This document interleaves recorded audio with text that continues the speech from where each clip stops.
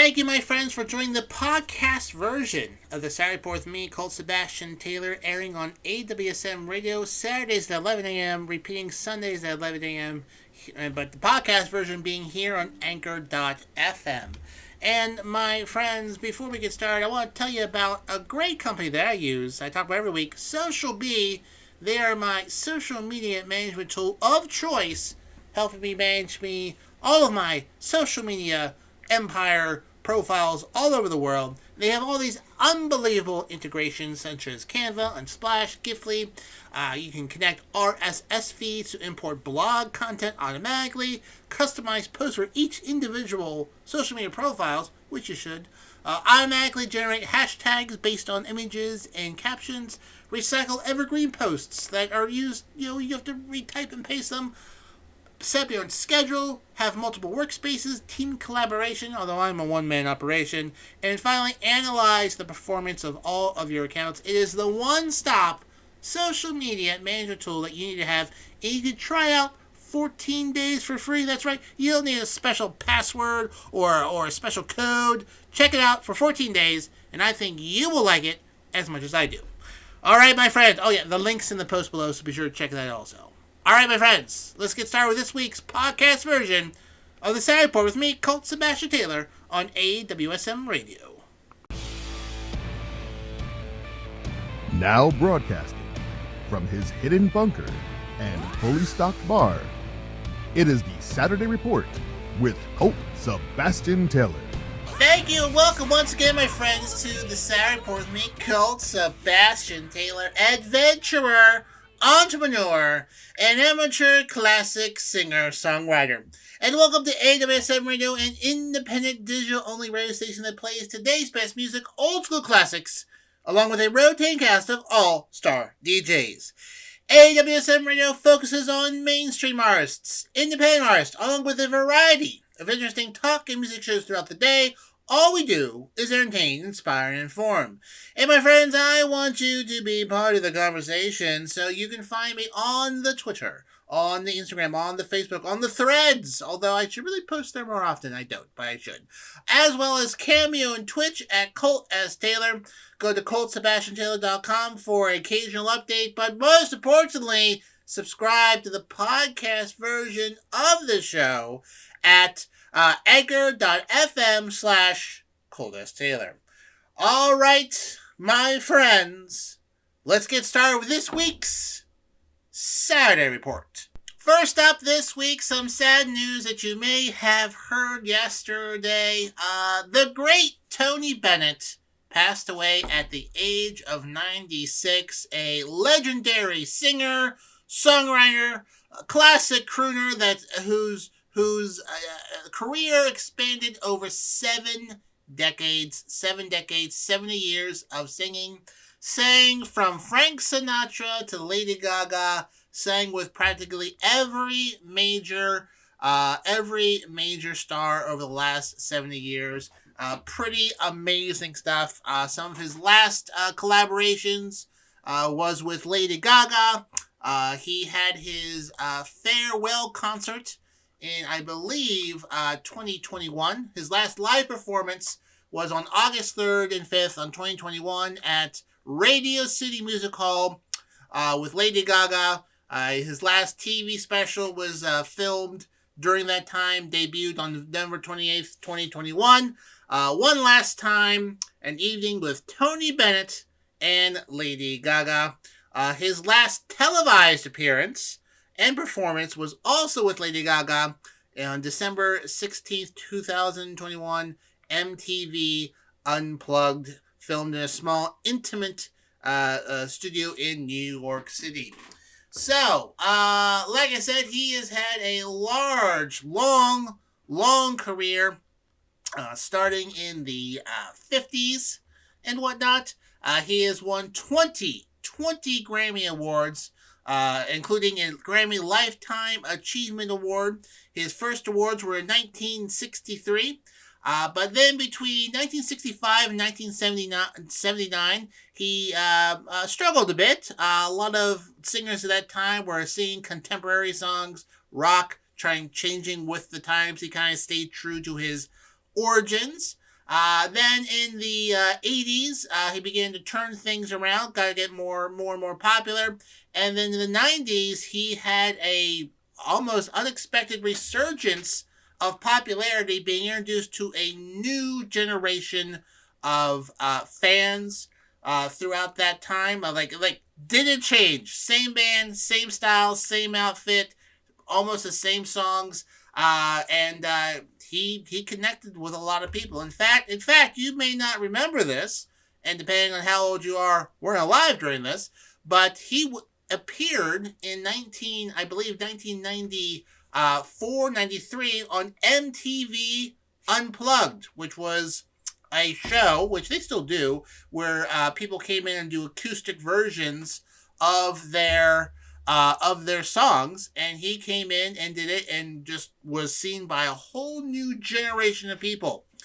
He said during the show, quote, "I've been unplugged my whole career."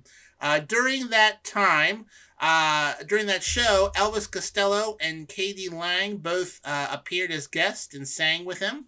Then, as he turned into his 70s, he began to do duets with many different people. He released several duet albums, along with like Aretha Franklin, the late Amy Winehouse, which he had a bit of an affinity for, although unfortunately she passed away. And then finally he kind of hooked up with Lady Gaga, and those two have been collaborating for the last decade or so on various albums. Other people he sung with include Queen Latifah, Willie Nelson, which is a pretty, like I said, almost a genre-crossing artist who could sing with just about anyone. His last Grammy Award win was in 2022 for a duet with Love for Sale with Lady Gaga, where he won Best Traditional Pop Vocal Album. So, and I believe he is one of the oldest singers to have a Billboard top Billboard song rank on there.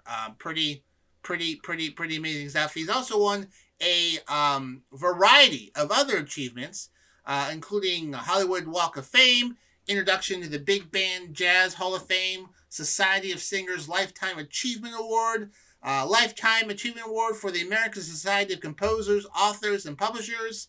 In 2005, he was a Kennedy Center honoree.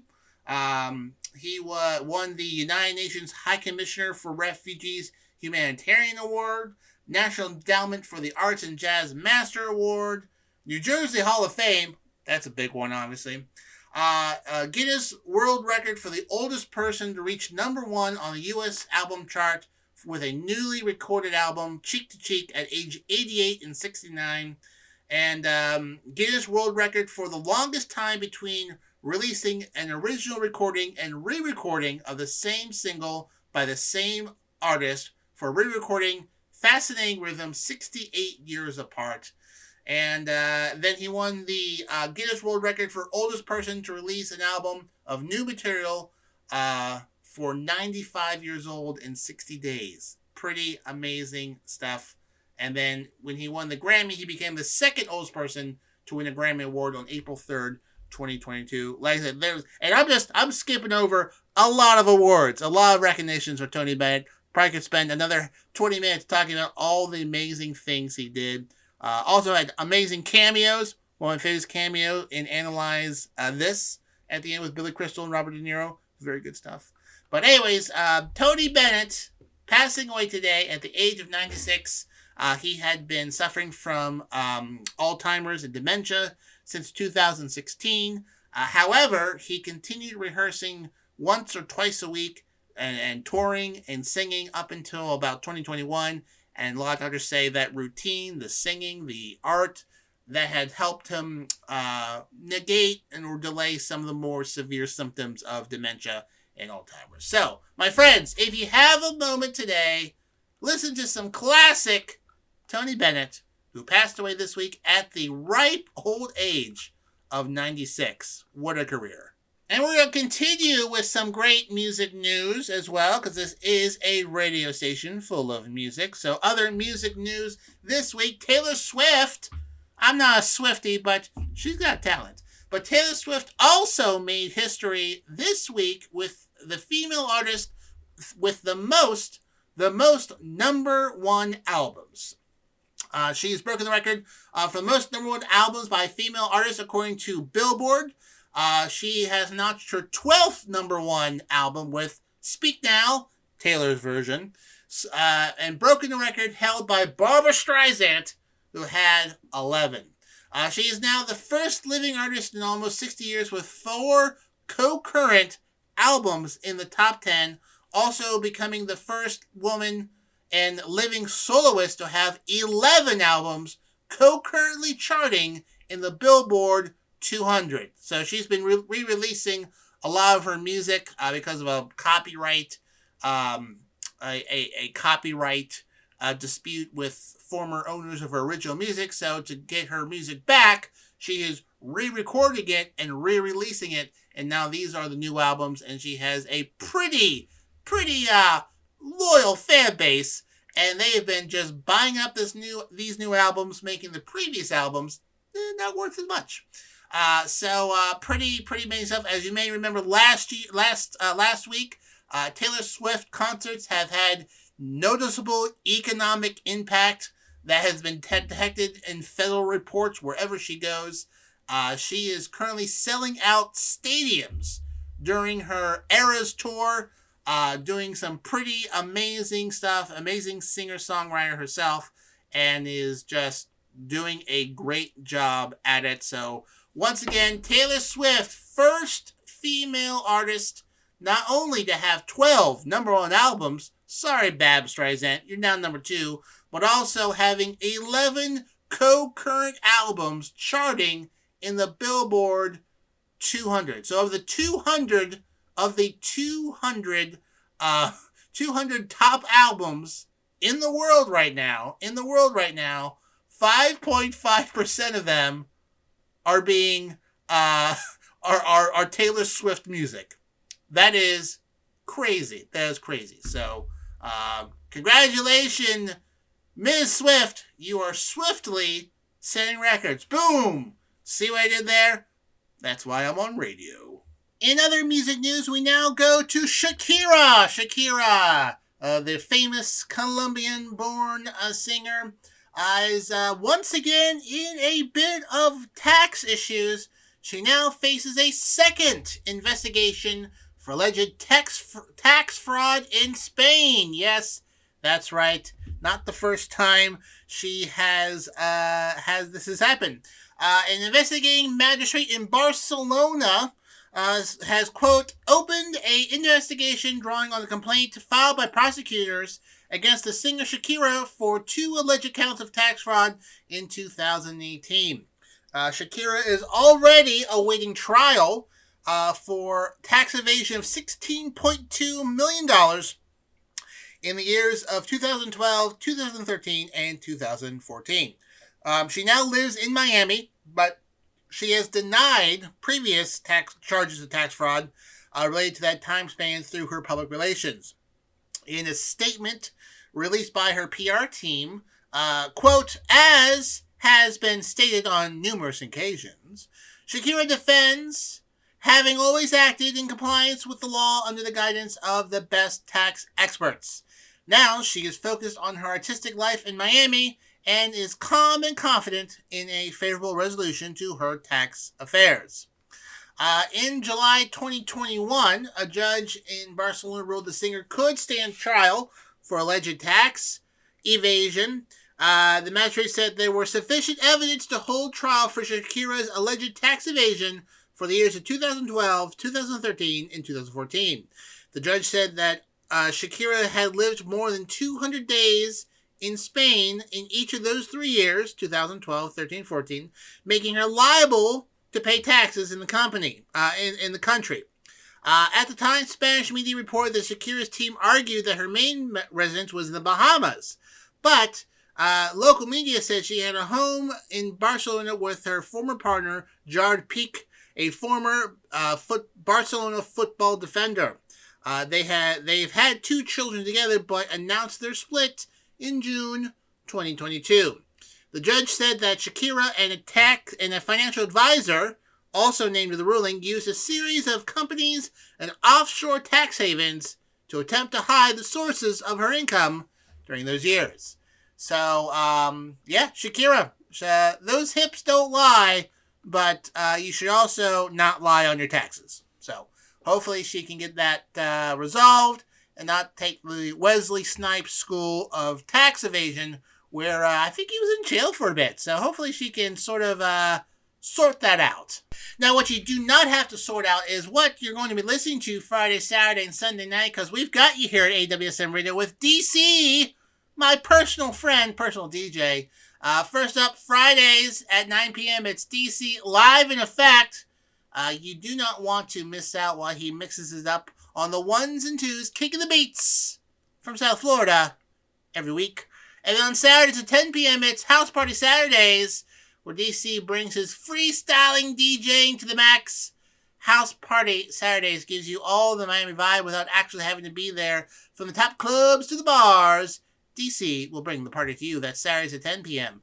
And then finally, it's Sunday at 10 p.m. It's DC Live in Effect again, only here on AWSM Radio. So just to review, Fridays at 9, DC Live in Effect. Saturdays at 10, DC House Party Saturdays. And then Sundays at 10 p.m., DC Live in Effect once again, only here, my friends, on AWSM Radio. We now go to India, where much like all over the world, I'm sorry to tell you, India, Netflix has now ended password sharing in your country. So, if you've been sharing your family's account all over India or a friend's account, you can no longer do that. It has ended password sharing and has begun to start restrictions in the country. The company will not allow users to pay a share of their account with their friends and relatives. So everyone in India will have to get their own account. Unlike the United States, where families can sort of have a family account that can be shared across several households, in India, Netflix says no, because they're terrible. So they said it would end this week. So if you tried to log in last few days in India with a family password, probably cannot do that. Quote from a Netflix statement says, quote, "A Netflix account is for use by one household. Everyone living in that household can use Netflix wherever they are, at home, on the go, on holiday, and take advantages of new features like transfer profile and manage access and devices." So you will be getting some emails soon informing that your account is meant for a single household member, and members outside the household can transfer their profiles to a new account and get a separate subscription. Apparently, it has been quite common for users in India to share their Netflix account with their friends, splitting the cost of the account between 2 or 3 users. Now, that will now end. It is also noteworthy that Netflix had announced paid sharing to allow users to pay an additional amount to share their account in other markets like the United States, but not in India. So you're asking yourself, how could Netflix figure this out? That I'm sharing passwords. Well, my friends, your IP address, the device ID, where you're signing in, every device has a unique ID, and it's going to be difficult to fake that. Netflix will also require users to enter access codes to get access outside the primary household for up to 7 days, and they will have to connect the primary household's Wi-Fi at least once every 31 days. Now, they say this will not impact if you're traveling, but you will likely have to verify your identity on a mobile device somewhere else. The premium offer, 4K content up to 4 devices, costs $649 in India, and is the costliest streaming service in the country. Not surprisingly, Netflix has seen a boost in business. Now they've cracked down on subscriptions.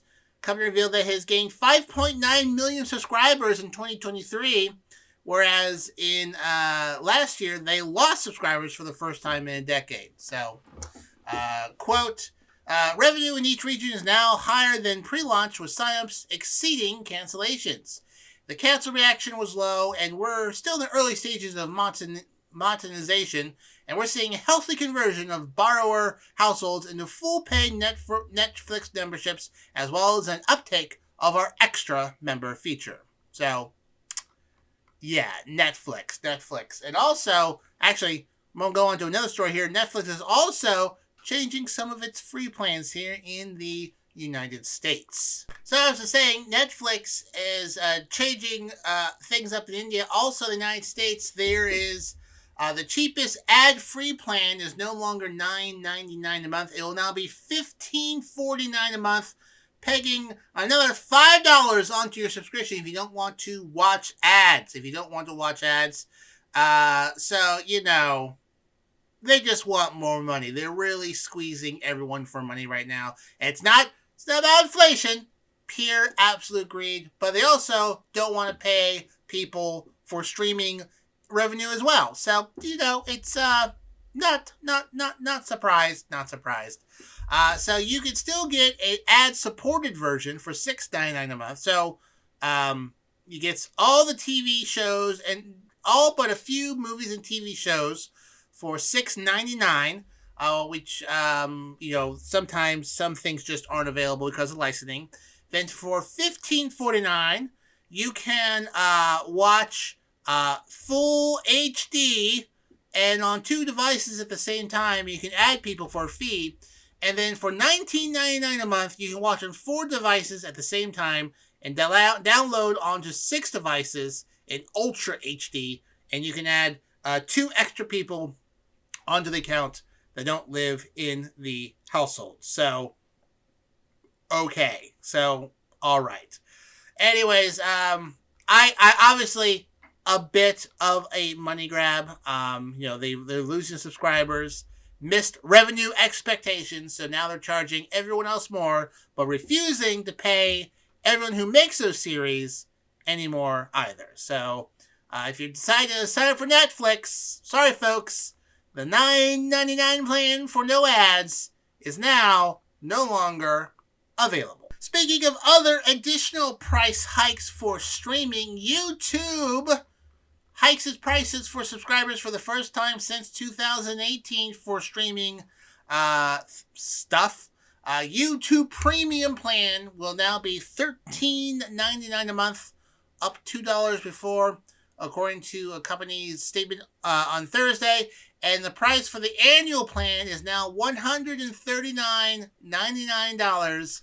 $139.99 a year for YouTube Premium.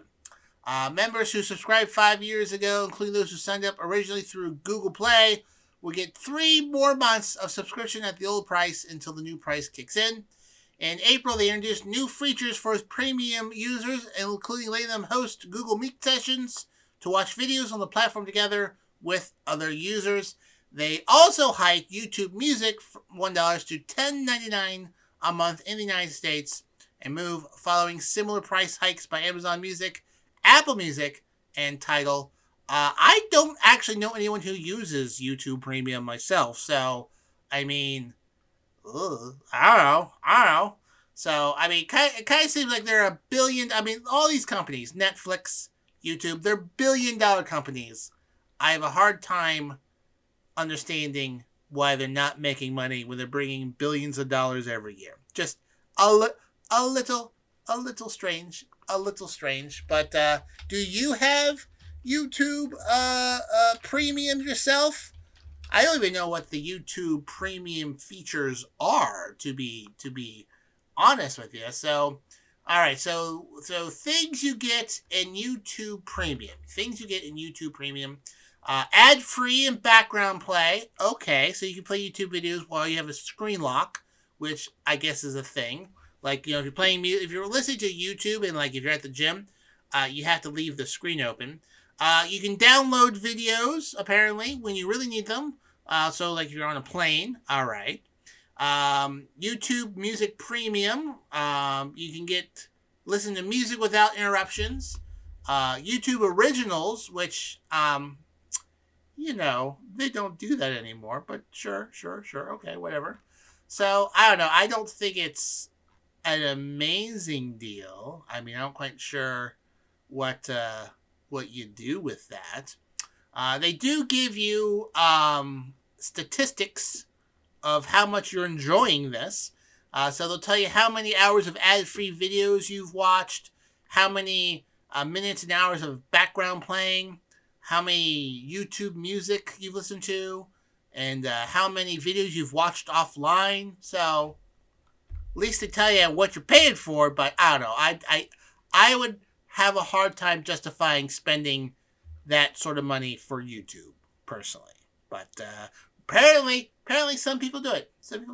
Speaking of music and streaming and digital entertainment, my friends, there's no price hike for this wonderful commute home show we have here, the Rock Sessions. It's your drive time home show, making sure your evening commute home is fun. Hosted by the unbelievably amazing, unbelievably attractive, the unbelievably talented Rox. She's going to bring you the hottest music on the charts and some other surprises in between. My friend Rox will make it rock style, Monday, Tuesday, Wednesday, Thursday. Do you want Friday? I'll throw in Friday. 5 p.m. to 7 p.m. only here, my friends, on AWSM Radio. Now, my friends, we go across the world to North Korea. Yes, North Korea, the place you definitely want to visit if, you wouldn't. You wouldn't want to visit North Korea unless you like to, have weird, communist cult tourism sort of thing. Well, anyway, someone made an unofficial or unplanned stop in North Korea. U.S. Private Second Class Travis King apparently defected to North Korea this week, running across the border and into North Korea, where he was detained by North Korean soldiers and officials. Now, originally this was a report about, a U.S. citizen has been detained in North Korea. Then it was, a U.S. citizen crossed the border, has been detained. And then we kind of found out this is a soldier that ran across the border yelling, ha, ha, ha, ha, ha, into North Korea. So the story that has now finally sort of come out as things have been verified is that this gentleman, who's 23, had been held in detention in South Korea for about 60 days on assault charges, and was in the process of being expelled from the U.S. Army dishonorable discharge, and instead defected, crossed the border into North Korea. What happened was that he served 60 days in confinement. They're going to take him to the airport, and he flies back to the United States to face discharge procedures. They took him to the airport. The soldiers weren't allowed to escort him past security, so he went past security. They left, and then he didn't board the plane, left the airport, changed into civilian clothes, joined a tour group, went to the DMZ zone, the DMZ, broke off from the tour, and ran across the border, laughing, ha, ha, ha, ha, ha. It was... honestly, weird. Apparently, the security forces that were escorting the tour group chased after him, but he was pretty quick and moved across the demilitarized zone and was picked up by North Koreans. So, for those who don't know North and South Korea, they're not exactly nice to each other, and there is a border between these two countries that is demilitarized. You're not allowed to cross this border. And because technically North Korea and South Korea are still at war, technically. There's never been a peace treaty, only an armistice. And this one place along this border is where the two sides meet, talk, have discussions, occasionally exchange people. And even in this DMZ zone, there is a border. If you cross it, they can yank you one way or another. It's very, very, very, very marked out of where the border is. This joint security area, DMZ, technically people can go wherever they want within this village, but the last few decades, there's still a border that goes through this joint security area, even goes through some buildings. So when they have meetings, the border goes right through a table. So the North Korea side sits on the North Korea side, South Korea side sits on the South Korea side. But they do tours there. You can do tours there, and you can enter these buildings and technically step into North Korea, but only in those buildings and only during tours like that. So anyways, this guy is in North Korea. They're trying to get him back. They don't know, how that is going to get him back. North Korea and the United States aren't exactly talking right now. They do not have official, diplomatic relations. North Korea has not said anything to anyone about it, except that they had detained someone illegally entering North Korea. The very weird situation. I mean, it seems like he knew he was about to get kicked out of the army and just decided to run to North Korea. Weird. According to a tourist from New Zealand who was part of the group, they said the group was kind of milling around while being watched by South Korea and American soldiers, and said the soldiers of North Korea side seemed to be inside the building. And then she noticed a man, quote, running what looked like full gas towards North Korea. So, yeah. Family has no idea why he would do that. And his maternal grandfather said, quote, I can't see him doing that intentionally if he was in his right mind. Travis is a good guy. He wouldn't do nothing to hurt nobody, and I can't see him trying to hurt himself. So his mother was, quote, shocked by this news, but also not the first person to defect to North Korea. The last time someone defected to North Korea was in 1962. James Dresnock, who's facing court-martial for taking an authorized overnight leave, walked across the heavily fortified North Korea border and defected there. So we'll see if they get him back. If they do, he'll still face a variety of charges over here. But maybe he just won't come back. Who knows? But very weird situation in North Korea where this person apparently ran across the border to avoid being discharged from the military. And now he is in beautiful North Korea. I don't recommend going there. Moving on to crime. This week, a serial killer was captured. The Gilgo Beach serial killings, also known as the Long Island serial killer, was responsible for a series of killings between 1996 and 2011, where the remains of 18 people were found on Gilgo Beach, located on the south shore of Long Island in New York. Most of these victims, however, were sex workers who advertised on Craigslist. So there has been a lot of talk about how these cases did not get the attention they deserved because these people were sex workers, and police didn't really care if they ended up dead. I mean, obviously, they caught the guy, but there wasn't... Some folks are saying this guy could have been caught sooner if police tried a little bit harder. But anyways, this gentleman by the name of Rex Herrmann was finally arrested this week and charged for the deaths of 3 women. But he is connected up to 18 different murders along that beach. They call it because all of them were found along this beach over the course of a decade or two. And then, as well, there's also a few of these murders that are being associated with John Bertroff, which was a carpenter who was convicted in 2017. 2017? No, he's convicted in 2017 for the murders of 2 sex workers who were also buried in that area. But this fella right here, they feel pretty sure that he is responsible for the rest.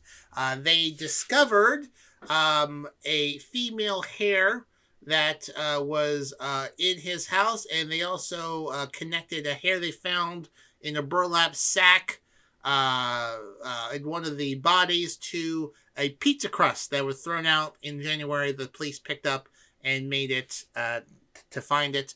Some of the DNA testing they use today were not available in the 90s and 2010s, but they saved that evidence and waited to see if technology improved. It sure did, and they were able to connect him to the murders of several people, several sex workers in this area. The last murder they believe he committed was in 2011. Might have been others, but they have a pretty good window here of murders.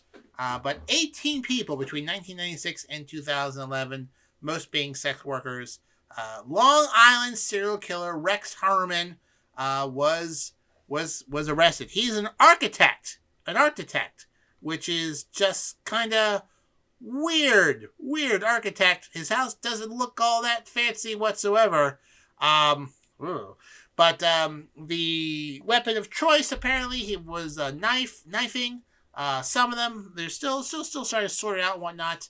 But they caught this guy. And he's probably going to jail for the rest of his life. They seem to have a pretty good open and shut case. And his wife has now filed for divorce. In fact, his wife inadvertently kind of helped them figure out it was him. Apparently, according to the article, a female hair was discovered on the belt used to tie a victim's legs together, and 2 female hairs were discovered on another victim on tape used to tie her up, and then 1 female hair was found on another piece of tape. And they took that hair, saved it, and then they got samples of the wife's DNA, and then led them to here, and then they found, oh, this might be the lady, but like most serial killers aren't women, and they were able to sort of track this guy down through cell phone records, make some connections, and it's the guy. It's the guy. The Long Island serial killer looks like they got the guy. So been charged. He's in jail. Trial probably be next year, and 1 more serial killer off the streets. Although, you know what? The creepiest statement I ever heard was from an FBI behavioral specialist, and he said, listen, we have these sort of standard things that we use to help us identify and catch serial killers, but these are things that we know, when they've been sloppy, things that we know. What concerns to me is serial killers that we haven't figured out yet and don't know, and patterns we haven't seen yet, and we feel like there are more patterns that we don't see than the patterns that we do see. I'm paraphrasing, but yeah, creepy statement. But anyways, the Long Island serial killer, the Gilgo Beach serial killers, he has been arrested and is now awaiting trial. My friends, changing gears with no segue because it seems inappropriate. Sports! Listen, my friends, we all love sports, and for all things NBA, you need to be here Wednesday nights at 9 p.m. for To the Rack with Mac. To the Rack with Mac is your go-to spot for all things basketball. Join NBA expert Mac Daddy as he brings you a full hour of high-flying hoops expertise for all things NBA. It's Wednesdays at 9 p.m. with To the Rack with Mac. And then at 10 p.m., it's What's Going On. What's Going On is our Fox Sports affiliate show, providing listeners with over 150 combined years of sports knowledge. Hosted by Nate Brown and his crew, they have been a staple of Western New York sports for the past 2 decades. And now, friends, they're national. That's Wednesdays at 10 p.m. So just to review, for all your sports needs, 9 p.m. To the Rack with Mac, 10 p.m. What's Going On? Only here, my friends, on AWSM Radio. Finally, this week, my friends, sports can be dangerous. You can break bones and legs and etc. But usually, if you're a player, not a coach, but not this week, for third base coach of the Miami Marlins, Jody Reed, suffered a fractured lower leg when he was hit by a foul ball off the bat of of Jesus Sanchez during Wednesday game against St. Louis. He had to be, can't coach third base with a broken leg, obviously, and he had to be replaced by Marlins quality control coach, which I don't know what that position does, Griffin Benedict, for the rest of the game, which they did lose 6-4. Just for you statistic nerds out there, Reed had a .270 average with 27 homers, 392 RBIs during his 11-year playing career from 1987 to 1997. He managed the minor leagues for the New York Yankees and Los Angeles Dodgers before joining the Marlins as its third base coach. Hopefully, he'll be back on his feet with a mended leg very soon. Well, my friends, that just about wraps up this week's stellar edition, I might add, of the Saturday Report with me, Colt Sebastian Taylor. Thank you for joining me here today. Remember, you can find me on the Twitter, the Threads, the Instagram, the Counter Social, the Twitch.tv, Facebook, Carrier Pigeon, all at Colt S. Taylor. Be sure to bookmark ColtSebastianTaylor.com. And if you're entirely too busy this weekend in an inflatable hot tub or like going to a fancy winery somewhere in northeast Pennsylvania, you can subscribe to the podcast version of the show at anchor.fm/Colt S. Taylor, where I post the episode, on Sundays. So check me out there. Until next time, my friends, I'm Colt Sebastian Taylor, and I'll see you later. And my friends, thank you once again for listening to the podcast version of the Saturday Report with me, Colt Sebastian Taylor. I appreciate it. Check out socialbeat.io, links in the post below, for all of your social media management needs. And I'll see you here next week on the podcast version of the Saturday Report with me, Colt Sebastian Taylor.